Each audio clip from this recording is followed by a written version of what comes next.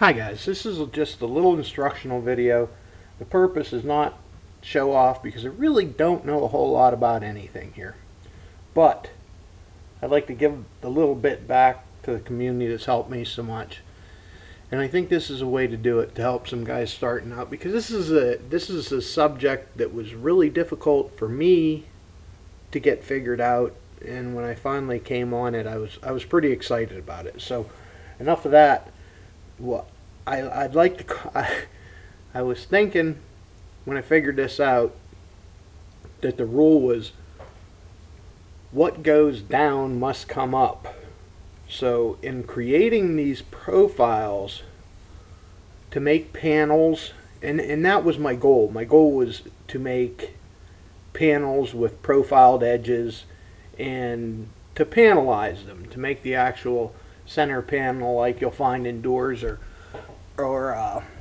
cabinets on cabinet doors. I'm not actually going to use this on cabinet doors. It's going to be for the panels in a desk, and I probably won't use exactly what I'm creating here. This was just my first shot and was an easy one to show, so let's go ahead and do that. And you can see I already have a screen laid up, and I thought the best way to approach this would be to backwards engineer what I've already done. Now what you see here is a the actual profile that would be cut in to make that, to panelize the panel.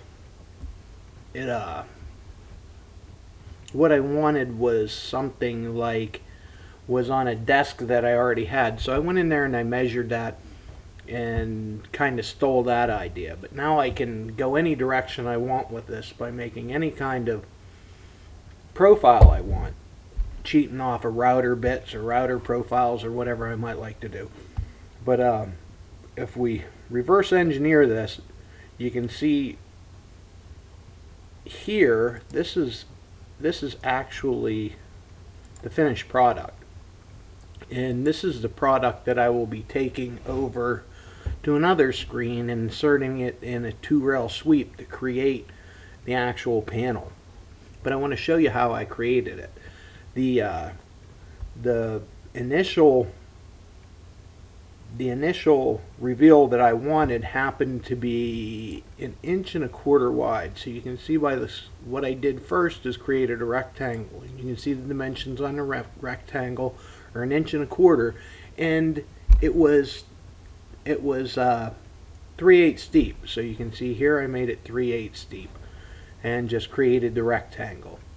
Then what I did is just use simple geometry and make this real easy. I just simply created a circle, and that was to give the rounded off edge like would be on one of the stiles on the side of your panel, on one of the risers that receives your mortises. So I just simply created a circle, as you can see here with the create circle, and I used a 1/4 inch radius because I wanted a 1/4 inch bead. Here I sit, I'm pointing at the screen instead of using my mouse, but you can see I wanted a 1/4 inch bead on the inside here. So that's going to create that for me. Now the reason I created this boundary was so that everything will end up perfect. When this begins, it begins right at the face of the material, goes down, does its thing, flattens out, comes up on an angle like this would be your actual panel if you can see it here, and comes back up and ends at the exact same spot. And rather than try to fight with the numbers you can see by my cursor here and make lines correctly, I just used that box as a guide to force myself to create it correctly.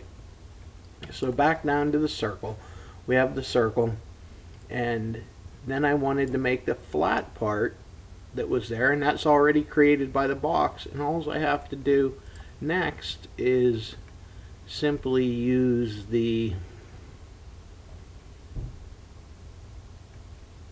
polyline tool and come over here and create my polyline. So we'll just mock it up and do it real quick messing around. Obviously, you can use these numbers that show up by the cursor and your calculator and a little patience and make these just exactly the size you want. And when I did this initially, I did that. I saw where I wanted to start it by starting here, coming down exactly where I wanted, and I placed a rectangle.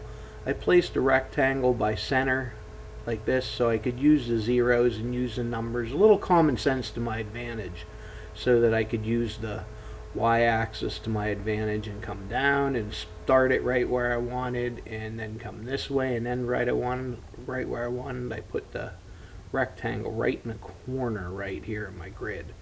So that way I could easily see the numbers I was working with, and it made things much easier on me. So just throw a little common sense at this while you're doing it, and it'll make things a lot easier.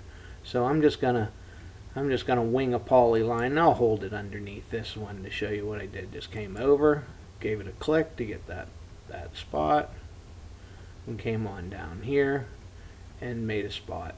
Now I find with polylines for me, if I go past a little bit, I'm much happier because then I can just go over here and grab the snip tool and snip the end off of that polyline, and done deal. I don't have to go connect these lines or fight with it, and it's just much easier on me. So now that you can see I have everything there, I'm sorry, I'm going to back up here a little bit. I'm going to back up just so you can see what I'm going to do. Now I'll just simply take my cutters and start trimming some vectors off. I want to get rid of this, obviously. Because I just want to get back to this. I want to get rid of this, and I want to get rid of this. Now this line will probably take more than what I want, and it did. Now I don't understand everything about Aspire. I don't know why it does some things and why it doesn't do some things. That'll come with time. But I do know how I can defeat what that just happened. I'll just go into node editing, go ahead and highlight this. Now it's going to be difficult on me.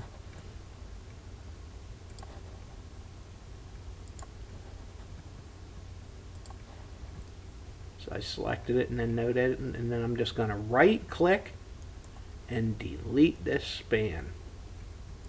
And there you have it. Now I have exactly what I had on the top.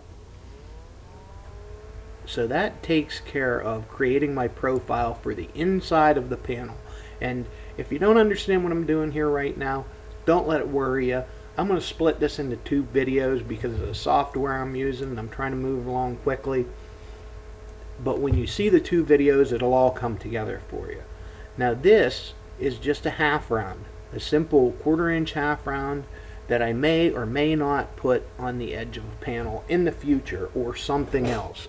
This is another thing that I've wanted to do, to be able to make nice reveals on the edge of a square piece of wood, so I don't have to go to the router table with it. And this is the same principle, and I can do exactly the same thing with some simple geometry and simple circles, tying them together, some squares, some lines, and it's very simple. So once again, I'm going to reverse engineer this, go backwards so you can see all I did to start this out was created a 1/2 inch rectangle, and then I came over here and created myself a circle, and I'm sorry, yeah, that's a 1/4 inch reveal. I created myself a circle with a 1/2 inch radius, and then come down here and you can see it's all ready to start going at it with the scissors, and I just simply chop that out, and once again, this will probably take too much. It did, undo trim vector, close that. I'm going to select it because it's giving me trouble for some reason. I don't know why my spans are not together. They were a minute ago, but I can always fix that, and all I want to do is delete that span. I do believe these two are together. I don't know why it's showing them not together. If not, I can just go ahead and connect these two real simply. It's not a big deal to connect these two if they aren't connected. So that will give me the profile that I want, just to simply round off the edge of a board. And if you want to see the whole picture of what I'm talking about, this would be your spoil over here, then this would be the rest of the project over here, the flat top of my panel. That would be the flat top of my panel. Oops, sorry. And that gives you a view of what I'm really doing here. And that is much the same as this. This is all going to be inside my panel, so if you wanted to see what it really did, it's going to be inside the panel. Come down. Oops, I'm sorry, I forgot to click. Come down, and it's going to be deeper. It disappeared on me. I'm sorry I got drawn off here. I don't even need to be doing this. It's not even part of what I wanted to show you, but I wanted to, anybody that's not very sure what I'm doing, no, I lost it. I'm going to stop messing with that. I think you get the idea that this is just a cross section of what I'm shooting for ultimately. That will be the dugout. So I'm going to end this part of this now that you see how you can make your profiles, to make profiled panels and profiled edges, and then all you need to do is copy these, open another instance of Aspire, and start going towards your 2-rail sweep, and we'll do that next. Thanks, guys.